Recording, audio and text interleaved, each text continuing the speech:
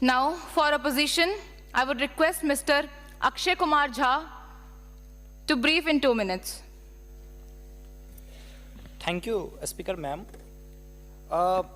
2047 के विकसित भारत की परिकल्पना करते हुए हम पश्चिमी द्वार से बाहर निकल रहे थे, तभी पूर्वी द्वार में डॉक्टर APJ अब्दुल कलाम ने कहा कि अरे मेरे विकसित भारत 2020 की परिकल्पना को तो एनालिसिस करते जाओ। माननीय महोदय, मैं कहना चाहूँगा कि 2047 में विकसित भारत बाद में बना लीजिएगा, पहले APJ अब्दुल कलाम के सपनों का 2020 का भारत कहाँ गया उसको तो एक बार एनालिसिस कर लीजिए। और मैं मानता हूं कि उसके एनालिसिस के पश्चात जो आपके पास जो रिजल्ट आएगा, जो परिणाम आएगा, वो 2047 के विकसित भारत की परिकल्पना को पूर्ण करने में कहीं ना कहीं बेहतर साबित होगा। मैं उस क्षेत्र से आता हूं जो बिहार को 2 भाग में बांटती है, एक नॉर्थ बिहार, एक साउथ बिहार। हमारा मिथिला का रीजन 6 महीने बाढ़ के पानी से ग्रसित रहता है। जब मैं राज्य सरकार से पूछता हूं तो कहती है कि विदेश का मामला है भैया, नेपाल पानी छोड़ देता है, मैं क्या करूं, उधर से चाइना डैम बना देता है। अब तो राज्य में भी सरकार आपकी है, केंद्र में भी आपकी है, तो प्रभु कृपया कुछ तो मदद कीजिए।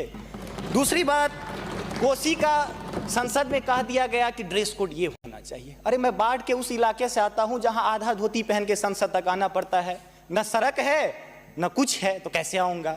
उसी क्षेत्र का एक नंगा बच्चा हमसे कहता है कि साहब मैं बाढ़ से ग्रसित हूं, और दक्षिण बिहार का एक बच्चा कहता है कि मैं सुखाड़ से ग्रसित हूं, मेरे पास पीने के लिए पानी नहीं है। बीच वाला एरिया कहता है मैं नरसंहार से परेशान हूं। तो बिहार की एक परिभाषा बनती है कि उत्तर में बाढ़ है, दक्षिण में सुखाड़ है, बाकी जो बचा नरसंहार है, यही बिहार है। अब मैं कहां जाऊं। तीसरी बात मैं आता हूं कि आपने तो राम जी को अयोध्या में लाकर स्थापित कर दिया, जरा उनके ससुराल मिथिला पर भी ध्यान दीजिए। माँ सीता कब कब अग्नि परीक्षा देगी, उनके पुत्र हम कब कब अग्नि परीक्षा देते रहेंगे, हम पर भी तो थोड़ा ध्यान दीजिए प्रभु। बाढ़ का पानी जब हमारे बिहार से निकलता है तो लगे लगे बंगाल चला जाता है, और जो भी हमारे पास रोजी रोटी रहती है खत्म हो जाती है। तो मेरी पत्नी भी कहती है कि लागल लागल सजन धक्का सलम कलकत्ता चलिए, अब कितना आगे जाए।